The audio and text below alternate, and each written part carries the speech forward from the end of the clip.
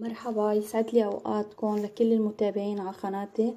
اليوم رح نعمل سوا كيكة اليانسون اللذيذة والصحية سريعة التحضير.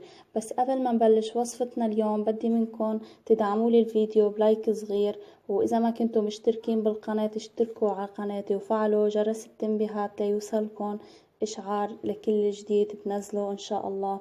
وهلا رح نبلش بطريقة التحضير والمكونات. عندي هون راح احتاج كوب من السكر،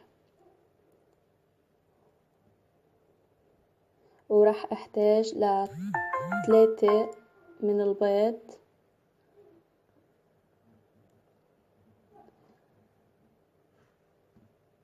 بدي اضيف عليهم ظرفين من الفانيليا،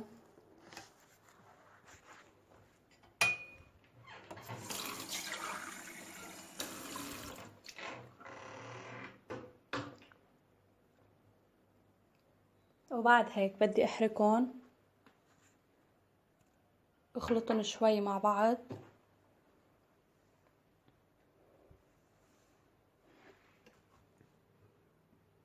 المحتويات رح اترك لكم اياهم بصندوق الوصف، بامكانكم الاطلاع عليهم. هلا بدنا نخلط البيض والسكر والفانيليا مع بعض. بعد هيك رح ضيف كوب من لبن الزبادي اليوغورت، مش الحليب طبعا، اللبن اليوغورت. وبعد هيك بدي ضيف نص كوب من الزيت النباتي،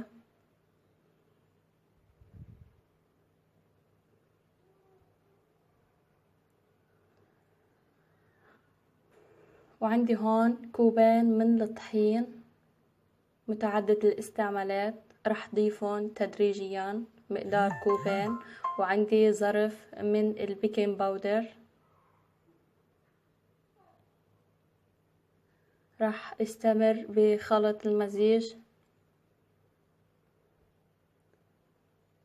هلأ بدي احط باقي الطحين، رح اضيفهم كلهم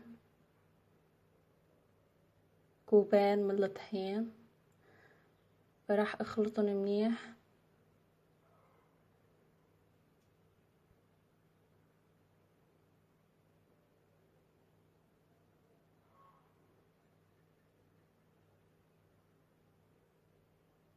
هلا عندي هون الخليط صار جاهز مثل ما نكون شايفين قوامه بهالشكل.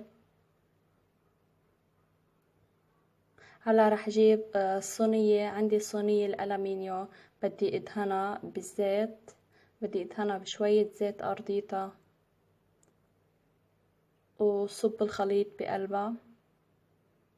وبعد هيك بدي حطها بالفرن. الفرن محميته درجة الحرارة، درجة حرارة الفرن عندكم أعلى شي، من تحت أول شي منشعل من تحت. وبعد هيك بس تنفش معنا الخليط منحمرها من فوق، منولع من فوق.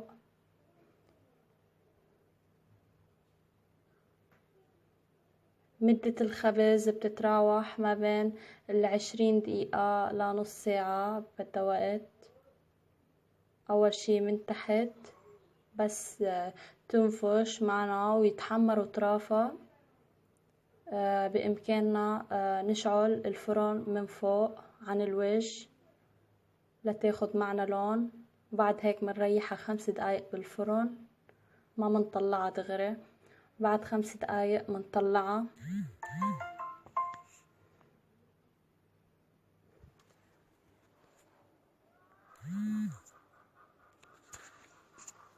بس هيك بهالبساطة هاي 5 دقايق خلصتها مثل ما نكون شايفين سريعة التحضير.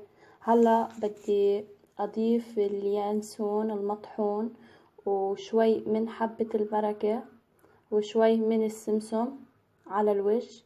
هلا اذا ما كان عندكم اليانسون المطحون بامكانكم اضافة اليانسون الحب، بس انتو عم تساووا الخليط مش على الوجه.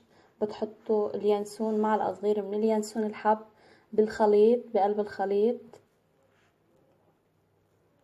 هلا هون راح اضيف السمسم،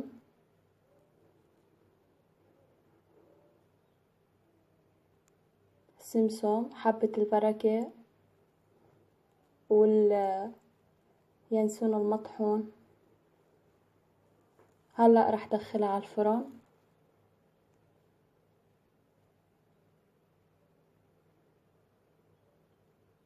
هلأ هون عندي متل ما نكون شايفين بعد ما طلعتها من الفرن بعدها سخنة. هون عندي دهنت وجهها بالقطر، وبعد هيك رح انطرها لتبرد شوي. رح رش عليها رشة من جوز الهند إذا بتحبه حسب الرغبة. هلا هيدي الوصفة بإمكانكم تقدموها مع الشاي، كتير طيبة وكتير صحية، بنصح انكم تجربوها، ومع هيك اقتصادية وسريعة التحضير. هلا بدي اقطعها بهالشكل هيدا او مثل ما انتو بتحبوا. وبس هيدا كان فيديو لليوم، وصفتنا لليوم. انطروني ان شاء الله بالفيديو الجاي مع وصفة جديدة.